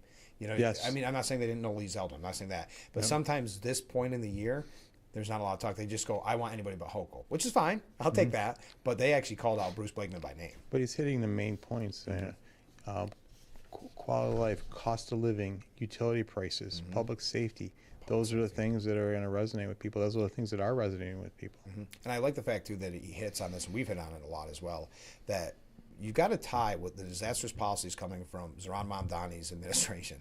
Governor Hochul endorsed Ron Mamdani right out of the gate. Yeah. His policies are her policies. Her policies are his policies. That's they are hand in hand. And it was shown during the budget process. I mean, total bailout for New York City. Exactly. Billions of dollars to New York City to deal with their fiscal situation. I mean, and then you've got his policies with his second home tax and all this. Oh, yeah. And I'm sure you saw the headline this morning. Morgan Stanley picks Dallas for an expansion outside of New York City. It's another Wall Street exodus. It's just a continued exodus of capital and investment that could and should be in New York, the financial capital of the world, to like whether it's Miami, Dallas, these other states that are more business friendly. I mean, in this tax that he's trying to do in New York City, which is hitting people that aren't really. There's people trying to fight to protect themselves, and they're getting hit on their own homes, and it's just mind blowing that investment doesn't have to be there. And you can see there are studies out there showing that you have more people leaving the state and it's being replaced by people with less income, so it's a net loss of taxable income, billions of dollars in taxable income. Ultimately, those taxes are going to come down to everyone else, and it's just, I don't know. And their whole thing is let's tax more, let's spend more. Never let's tighten our belt. Like the small business, the farmer, the family, the viewer on your show are making difficult decisions each and every day to make their ends meet, whereas the state of New York just says, hey, we'll just spend more money. And they keep forgetting it's the people's money. Exactly. And now this is at the national level, not the state level. But I was watching the news yesterday. I won't say which channel it was. It was a local news broadcast.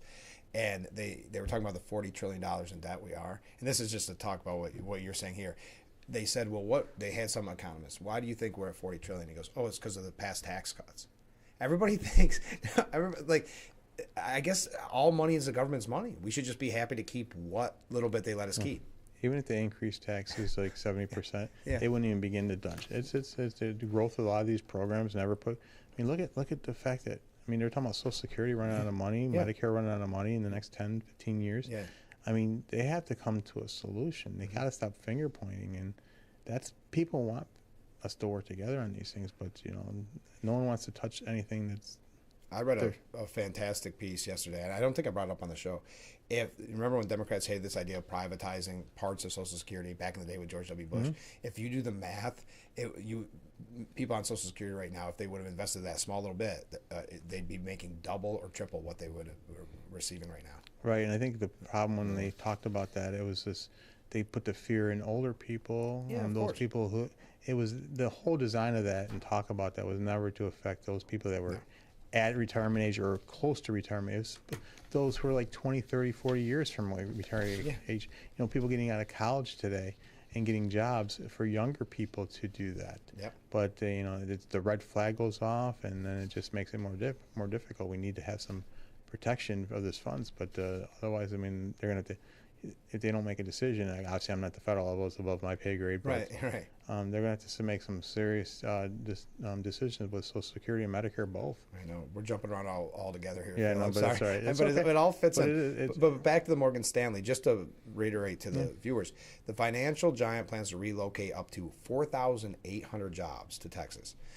And then, according to the firm, $1.3 billion, 709,000 square foot skyscraper going to Texas. And we talked about this before. I think it's an extremely clever name. They call it Y'all Street in Texas instead of Wall Street. Y'all Street. But think of that money. That was investments we could have had in New York. 4,800 jobs is nothing to sneeze at. Are those new jobs? Or are they moving those jobs from relocate? New York? So they were in New York now, and they're going. Yep. So think about that, ladies and gentlemen.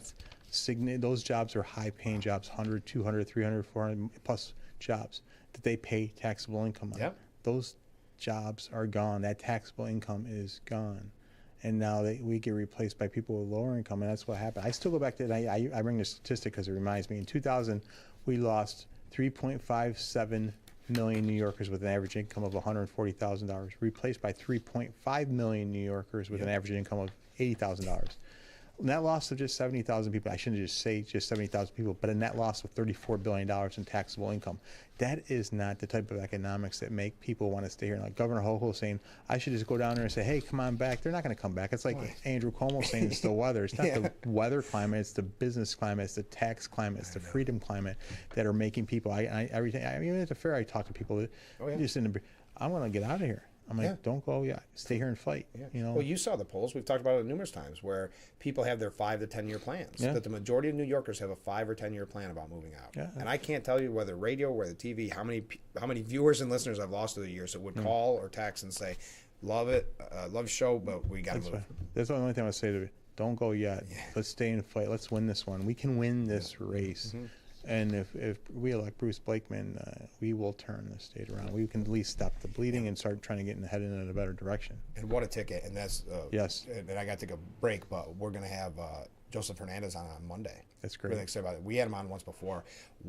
They're both. When we talk about Attorney General, we talk about Comptroller. We put together a great ticket this year. It's something to be proud of. Yeah, very, very exciting, and we can move on this because.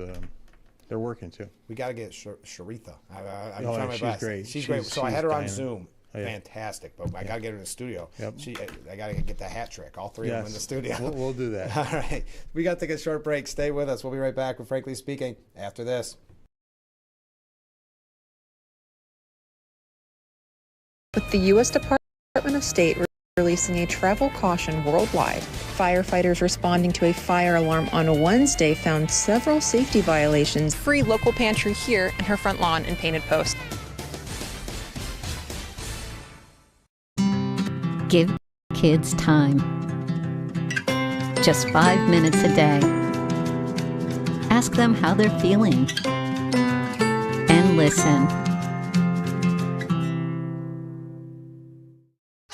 Layaway your swimming pool time at Hesselsen's for next year. With Hesselsen's Easy Layaway plan, only $500 down guarantees you this year's price and gets you on an early installation date for next year. But hurry in as next year's list will fill fast. Same great pricing, same great service, same great installation. Come in early so you can enjoy your new swimming pool all summer long. Hesselsen's, your locally owned and operated swimming pool store since 1955, will always be there for you today, tomorrow, and for years to come. Remember, it's always fun to poke in the corners at Hesselsen's.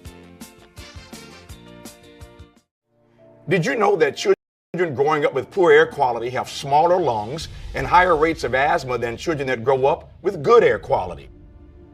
And unfortunately, poor communities have poor air quality. IQ Air Foundation is working to change this.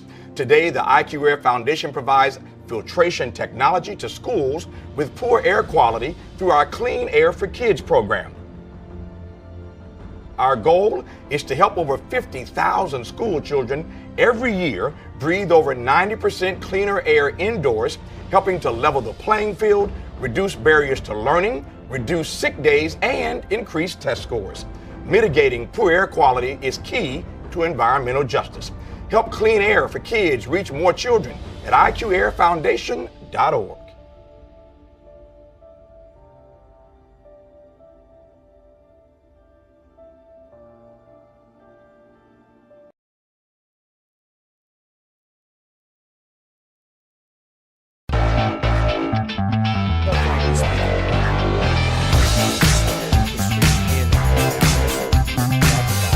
Security in Horseheads. Contact them today for all your business and home security needs.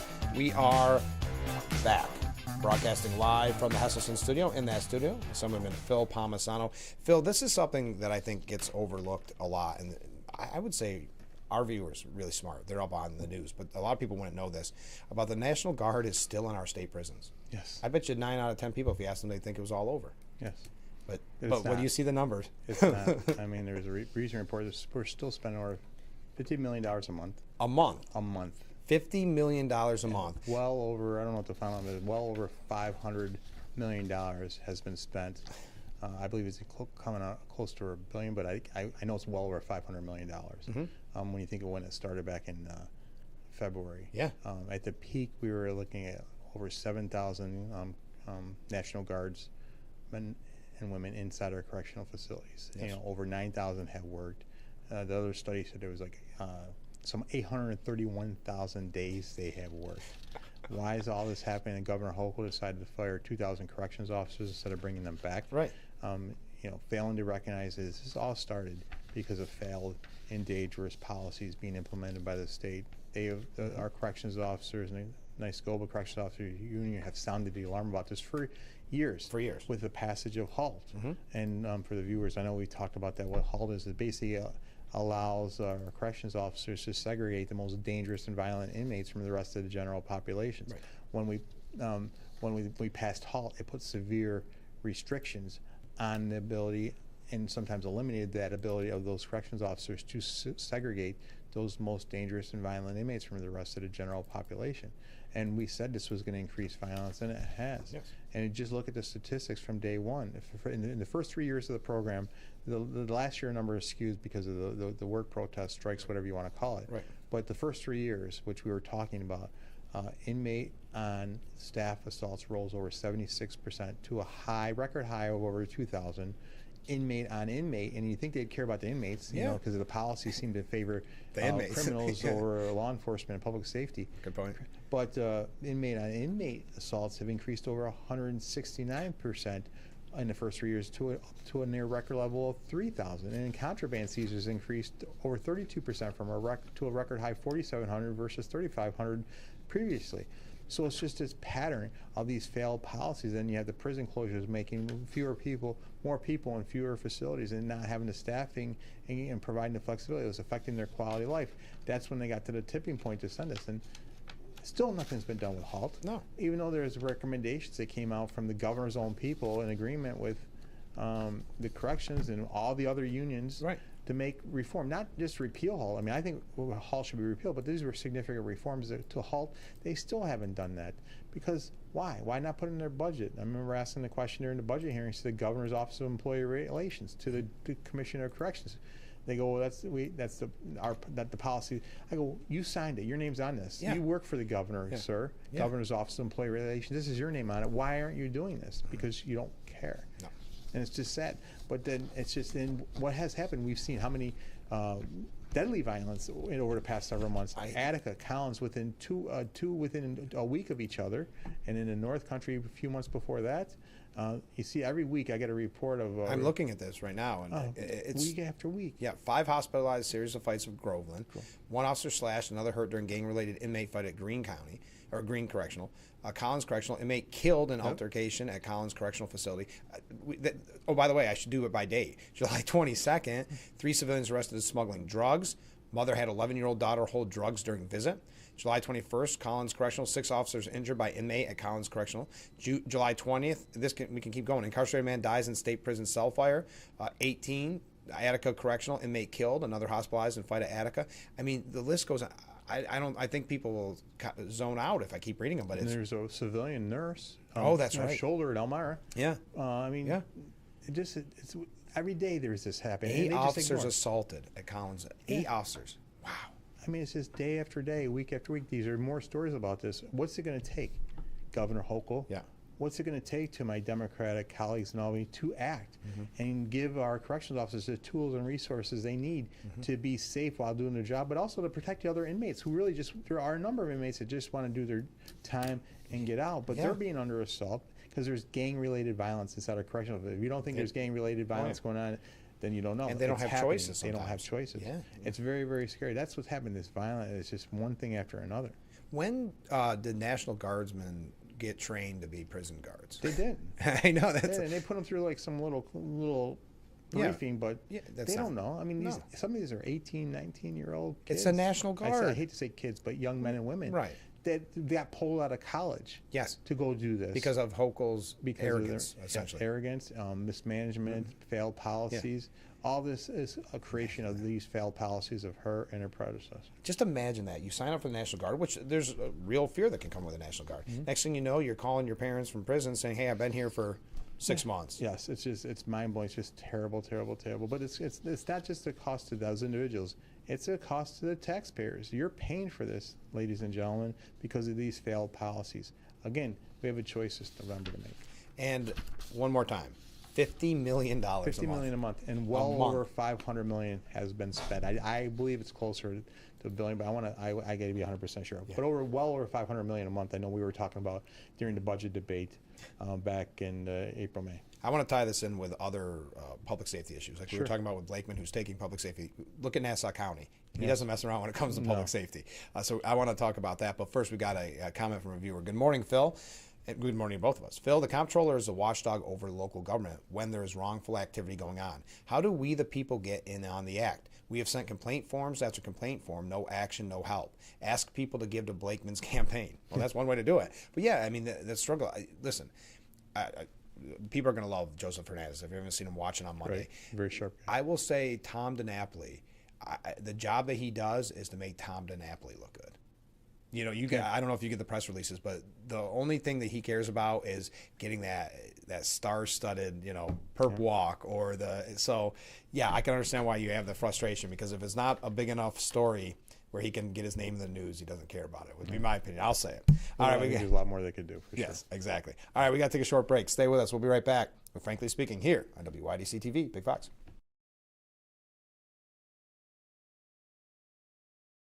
Let me ask you a question. Does it matter if the law firm you hire focuses on motor vehicle accidents? Has the experience to take on big insurance? Will go to court to win? Has won over $1 billion for their clients? If that matters to you, come to William Mattar. We are the largest motor vehicle accident firm in the state. Call William Mattar for the recovery you deserve. Hurt in a car, it matters who you hire. Having a safe home is essential to many aspects of our lives. From a sense of community and safety, to physical and mental health, to economic security and independence. Most homes in our communities are not accessible and are not designed to accommodate the changes that come with age, including the risk of falling.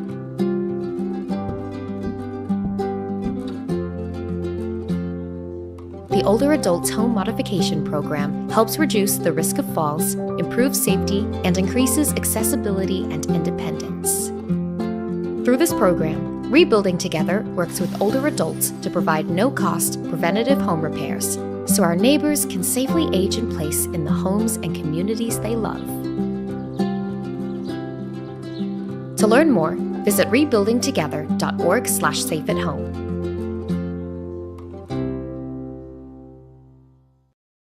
Good morning, everyone.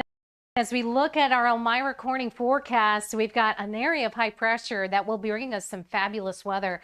High temperatures in the upper 70s, bright sunshine throughout. We'll start to see some shower threats, though, building back in here into the weekend as we do have another disturbance moving in. So our rain chances will be on the rise. Here's our extended forecast. Some lingering rain and rumbles through the weekend will be anticipated, but looking at another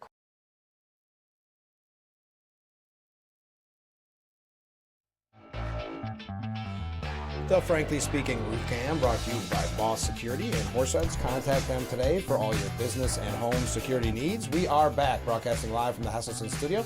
In that studio, Assemblyman Phil Palmisano. Phil, we got a great question here from Ken, and he writes, if, and this is a big if, we get enough Republicans and independents to the polls to defeat Hochul and her puppet masters and elect Bruce Blakeman, there will most likely still be a supermajority of Democrats in Albany legislature. Do you think Blakeman will be able to move his agenda forward?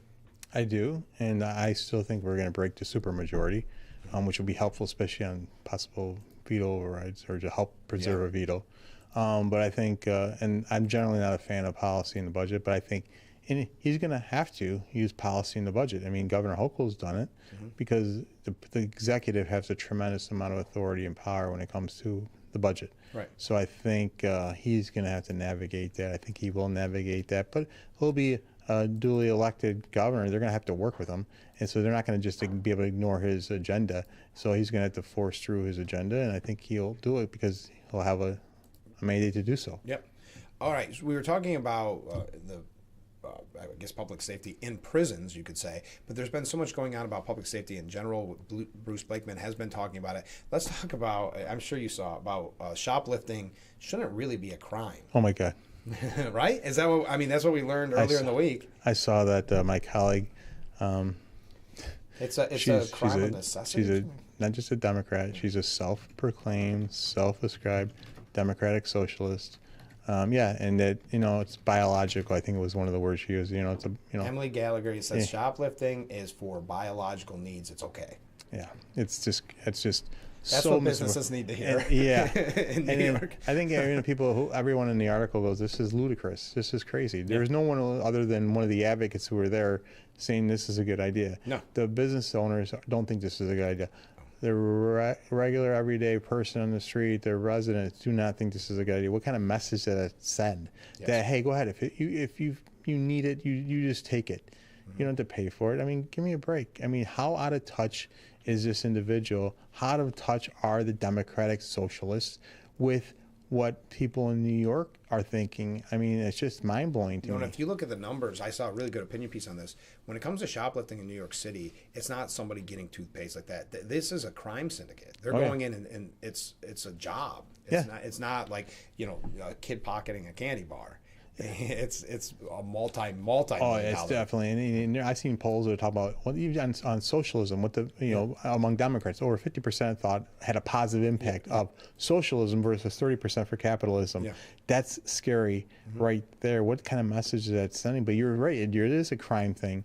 I mean, it's raised in. I mean, you look at how they use programs like Raise the Age to basically get younger people to carry on even heinous crimes because they know they're not going to do any time. They're not going to be held accountable because they're going to get put over to the family court system instead of the criminal justice system, criminal court system.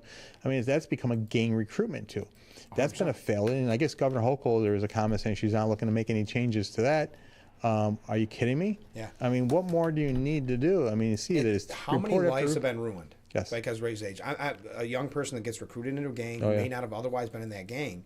How many lives have been ruined because Kathy Hochul and this misguided idea that, how did you not see this coming a mile away? No. The gangs would use this. Gangs are smart, not in a good way, right? But they're going to recruit so that 16-year-old murders someone, gets away with it. No. Essentially. But still, their life's going to be messed up. The rest of their life. They're going to be in gangs the rest of their life. And how many people have lost a life because of that young recruit? And we're talking about, there's two, the person who loses their life and then the other person who gets caught up in it. Yeah. Because the system isn't there, they're really not there to help them. And they don't get any help. They just get passed along and then they go on to the next thing. Just like the bail reform, they get catch and release, get out. You see the person who murdered the lady down south. She came out, got released, and gone, killed. I mean, that's just one person after another. There's more and more examples of this each and every day. Just like there's more every week we have violence of those types of crimes in our correctional facilities. We have violence in our streets, in our communities, whether they're illegal aliens or whether they're other people taking advantage of the laws. Right. And the policies in the state seem, and I said this at our press conference, it seems like the policies in our state continue to tip the scales of justice in favor of the criminal, the violent criminal, the murderer, the child rapist, the sex offender, over the interests of public safety, over the interests of crime victims and crime victims' families, and over the interests of law enforcement. And that's wrong. That needs to change, and it needs to change soon, and it will change under Bruce Blakeman. Exactly, and I'm sure you saw this. We mentioned on the program the other day, a New York City thief busted 150 times, is arrested again just weeks after being cut loose. 150 times, Phil. I mean, if that doesn't speak to coddling the criminals, and every single day it seems like that we're tying the hands of law enforcement when we can. What about right here in Corning, that scumbag who assaulted, raped, and ended up murdering, causing her death, a 90-year-old lady? Yep. That person was just released from prison several days before. Yeah, I think it was 4 days. Yeah. I mean, why they were in prison? Why were they not out? Why were they out of prison in the first place? I mean, he got something for like aggravated vehicular assault. Why is he out? But I think the underlying thing is that he ran someone over intentionally. Yeah. I mean, well, that person should never have been inside. No. Outside. We have so many, and that's a sad thing. That's the sad thing. There are so many stories like this, and when we bring it up, and the other side says, "Well, we're racist. We don't care. Yeah. We want public safety. People deserve to be safe and feel safe in their home, in their community. Unfortunately, people do not feel safe and are not safe in their home and community because of these failed and dangerous policies." Exactly. Mark writes in, Phil, the belief that shoplifting isn't a crime. I wonder what it will do to the price of goods. I believe they will skyrocket. I don't think we'll be able to buy them. I think the companies won't come here to... Well, they'll still just blame it all on Trump. Yeah, well, yeah, exactly. But if you look at it, I had this happen once, and we're getting it a little bit here. And at some of the stores. But you need shaving cream or you need a razor, and you got to call 3 people over, and they got to unlock it, and they each need. I mean, that's how crazy it is. So the inconvenience, but also, of course, costs are rising. But in the city specifically, why would a big box store even consider moving into the city? Exactly. If we're going to just encourage essentially shoplifting. That's what she's doing. Yeah. And that's what, not just her, that's what the Democratic Socialists are doing in a lot of these policies. I mean, defund the police. They rather have social workers on the street than our law enforcement on the street. Yeah.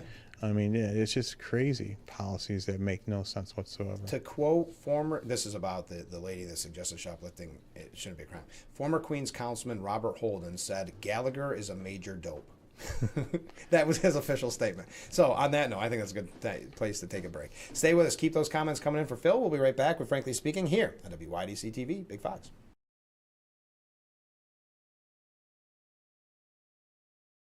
Give kids time. Ask them how they're feeling. And listen. Give kids time. Just 5 minutes a day. Ask them how they're feeling. And listen.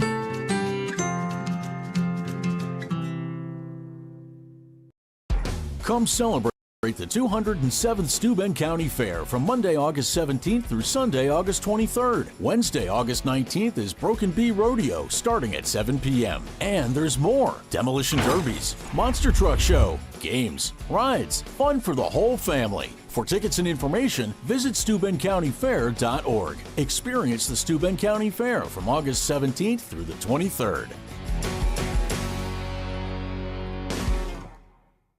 Make this summer event at Chilson Wilcox Reloaded. Drive home a 2026 Ram 1500 Express and save over $10,000. Step up to a 2026 Ram 1500 Bighorn Crew 4x4 and save over $13,000. Plus, it comes with the best powertrain warranty in the business. 10 years or 100,000 miles. Save over $8,000 on a 2026 Jeep Grand Cherokee Laredo X. And as always, get the highest trade-in values, period. Always save more at Chilson Wilcox. Selling cars a different way, the right way. Hurry in.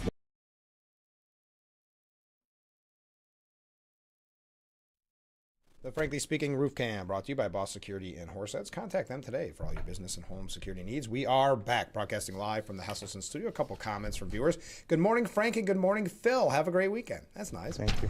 A comment from a different viewer, and it literally says, just a comment. It will be interesting, if not telling, to see how the New York courts handle the radical Islamic woman who wanted to blow up the Capitol. That is, I mean, don't you hate the thing? When you see an article like that, that's one of your first thoughts, is how New York courts are going to handle this? Because she looked it up. She said, I Googled it. I'm supposed to be in jail the rest of my life. And we said on the show, just because you Googled it doesn't mean some judge in New York City is going to believe it, right? Yeah, true. Pretty scary. Okay. Yesterday you had a big press conference with a great turnout. Tell us about funding cuts. And this seems so, sometimes it blows your mind what they cut. Child advocacy centers across our area. Yes, we had a press conference yesterday, Senator Romero and myself. We had representatives from the child advocacy centers, statewide, and regionally, and locally, came and spoke, and other advocates, but Sheriff Allard was there, District Attorney Brooks Baker was there, Sheriff Rumsey from Schuyler County, and other law enforcement were there. We came together in one unified voice to say to Governor Hochul, restore this $7 million. These funds are used for these child advocacy centers to help children, mind you, who have been victims of crime, sexual abuse, physical abuse, emotional abuse, and these child advocacy centers know how to deal with these individuals, these children, in a setting that's proper for them. Yeah. And it's mind-blowing to me that we're talking about cutting this program. This will have a devastating impact, and there are some in our area that lost total funding, so no money. And what happened is it's a grant program funding. They had I think it was like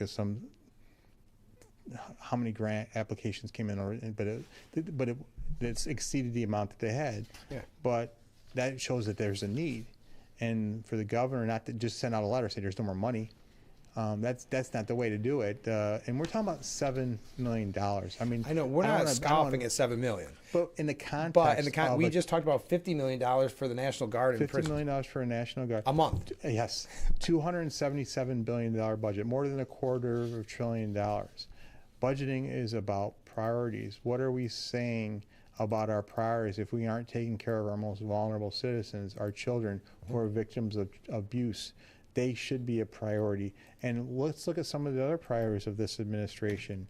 She's put out a big press conference a few weeks ago saying, I have $7 million to help fund legal defense for illegal aliens. Oh, that's right. There's $7 million right there. So the illegal aliens, law defense is more priority than children of sexual abuse, physical abuse. Give me a break.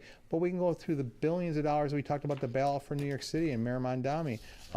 Tens of millions of dollars in extra funding for cities above and beyond what they normally get. But the one I always like to talk about, I talk about this on the floor every year. We have this program called the Empire State Film Tax Credit. I refer to it as the Hollywood Film Tax Credit. It basically provides tax credits to filming and things happening in New York State. In some regards, I can see, okay, that maybe that's a good, but one of the programs that receive money from this is Saturday Night Live. Right. Since 2015, they received over $50+ million. How do they start out their show every week? Live from what? New York. Yes, live from New York. Not live from Saskatchewan. No. They're not going anywhere. No. They're here to stay. Why are we subsidizing them? Why are we subsidizing Jimmy Fallon's show? And it's not just below line for the workers. It's helping now to fund their paychecks. Yeah. And it's just mind-blowing to me. And there was a report that came out there that said it's a boondoggle. I think how much, $1.2 billion or so? $1.2 billion in your money, taxpayer dollars, last year was spent for Hollywood. It's crazy. In Hollywood, like the glitz and glamour of Hollywood. Yes. I mean, actors. Again, budgeting is about priorities. So what does it say? The governor touts these programs. I mean, I think we should fund these programs for our children. I mean, that's a priority. That needs to be a priority. And we were there in one voice to say, Governor Hochul, restore this money. And she could do it today. Yeah. We don't need to get meeting with the budget. We can do it within the context of the budget. And also, I brought up the fact that even our revenue receipts have come in stronger than anticipated over the past quarter, $3 billion more. So right there, you can use the existing budget structure. You don't have to raise taxes. You don't have to cut programs. You can use it within the existing budget structure. She has the ability to do that, and why she wouldn't want to do that right now is just mind-blowing to me. I mean, these are victims of crime. It's heartbreaking. It's heartbreaking, for sure. And it's going to hamper the ability of our DA and our sheriff's office to do some of the work to do. They're going to continue to do what they can, but it's going to make it harder for them. Why? And these agencies, I mean, that are being cut across the state, is going to have a devastating impact on the services provided to these children. They're shutting down programs, the dedicated employees who provide these services to these children. What are we doing? This makes no sense. Governor Hochul, restore this money today. You can do it, and you have the ability and authority to do it. We've got to take a short break, and I think our last segment is going to be all questions from viewers. We got some great viewer questions coming in, so stay with us. We'll be right back with Frankly Speaking here on WYDC TV, Big Fox. We are almost out of time.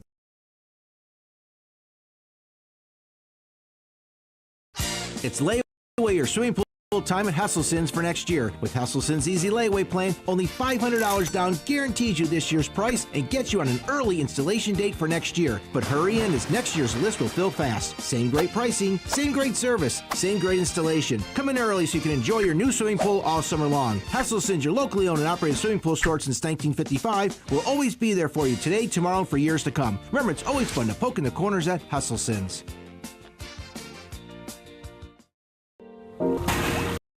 Thousands of North Atlantic right whales used to swim along the east coast of the United States and Canada. Collisions with ships and entanglement in fishing gear are killing these magnificent animals every year. They could go extinct in your lifetime. But there's hope. If we act now, before it's too late, join Oceana to save North Atlantic right whales from extinction. Good morning, everyone. As we look at our Elmira Corning forecast, we've got an area of high pressure that will be bringing us some fabulous weather.